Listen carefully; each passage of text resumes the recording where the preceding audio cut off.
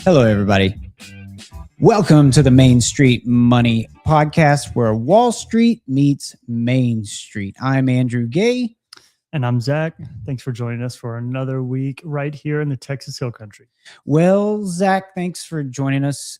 If someone had taken a 2-week vacation and just looked at headlines today, they probably think things are pretty good. Yeah, record highs tend to get people's attention. They do. The S&P 500, the Nasdaq, and the Dow all reached fresh record highs this week. Oil prices came down, Treasury yields eased a bit, earnings continue to impress, and investors are feeling a lot better than they were just a few weeks ago. But as always, we're going to separate what's actually important from what's just noise. That's right. We have 5 lovely segments to cover for you this week, so let's jump right in. Segment 1, markets and performance. The big headline this week is simple. Markets continue to climb. The S&P 500 looks like it's going to close out the week above 7,500, the Nasdaq near 27,000, and the Dow above 50,800. All 3 indices hit record highs during this past week. The S&P 500 is now on its 9th consecutive positive week. That's the longest winning streak we've seen since late 2023, according to MarketWatch. 9 weeks in a row is pretty impressive. Yeah, it is. And for the week, the Nasdaq gained nearly 2%. The S&P added about 1.5%, and the Dow was up above 1%. What's even more impressive is that what we've seen so far this year. The S&P 500 is now up over 10% year to date, and the Nasdaq is approaching 16% gain for the year. AI and technology continue to be the biggest drivers. Feels like every week we're talking about AI. It does, because it's becoming impossible not to. Dell, according to MarketWatch, reported that demand for AI servers increased more than 750% year over year, and the stock jumped over 30% in a single day. That's the kind of growth investors are paying attention to. But it's important to remember, markets don't go up in a straight line forever. They are not linear. That's exactly right. And that's important for investors to remember. Even during strong bull markets, corrections happen. Historically, it's completely normal to see a 10% decline during a positive year. The long-term trend matters more than any single week.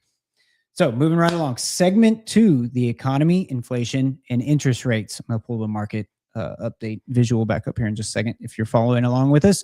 But let's talk about what's happening underneath the surface. The economy continues to show resilience.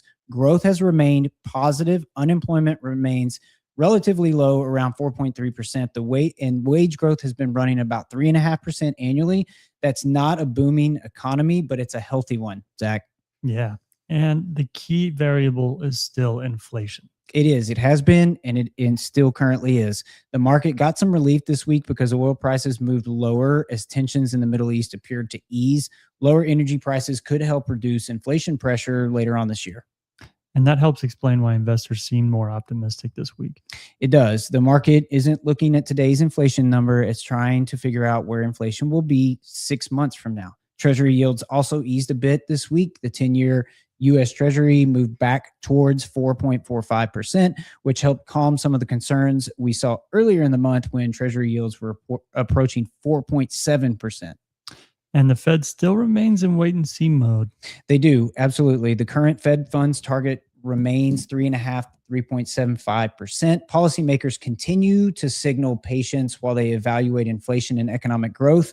There doesn't appear to be an urgent reason to cut rates anytime soon, but there also isn't a compelling reason to tighten further at the moment either. So, segment 3, earnings in corporate America. So one reason the market continues climbing is earnings. We've mentioned before on this podcast, profits. That's been the theme recently for corporate America. Frankly, corporate America has been delivering. More than 80% of the S&P 500 companies have beaten expectations this quarter. Historically, according to Reuters, that figure is closer to 2/3. Corporate profits have been growing much faster than analysts have anticipated. Which is really the foundation of every bull market.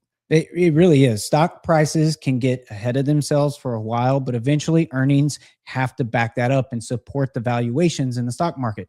Right now, earnings are doing their job. Yeah. Earnings growth is tracking around 25% year over year. We've mentioned that before in previous episodes in the last couple of weeks, and that number is extraordinary. Yeah, and it's not just one or two companies carrying the market. No, it's broader than that. That's an important point. AI is grabbing the headlines, but we're seeing strength across technology, industrials, financial, and parts of healthcare. The economy continues growing. Consumers continue spending. We got fresh data on that this week. Companies continue generating profits. Those are generally good ingredients for investors.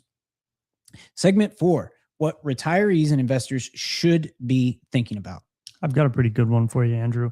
Okay. So one thing I've been hearing from retirees is that markets are at all-time highs. So should I be getting more conservative right now?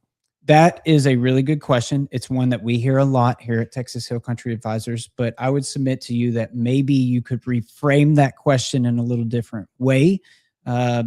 Maybe you could say, how long does my money need to last? So you're talking about longevity risk. Exactly. So one of the people that, you and I and Gilbert follow closely here at Texas Hill Country Advisors is a guy named Joe Coughlin.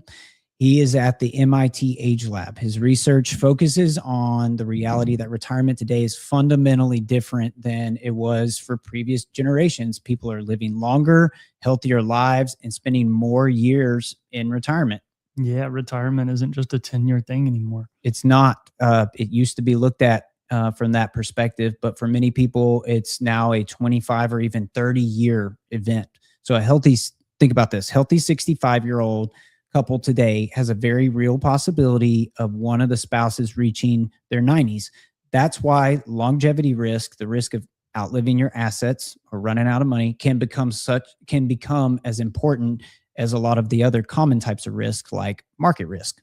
Yeah, and inflation becomes a huge factor over that kind of timeline. It really does. Some people would even say there's a school of thought that says inflation is really the core of why we invest at all. So think about this, 3% inflation rate, prices double about every 24 years. So if you're retired today and living on a fixed income, what cost $100 for you today could cost $200 later for you in retirement. So that's why retirees still need some exposure to growth assets, not because they're trying to hit home runs. It's because their purchasing power can erode over time, and it's important for them to try to keep up with that with their retirement assets. So it's not just a black and white being aggressive or conservative. That's exactly right. There's more to it than that. Yeah.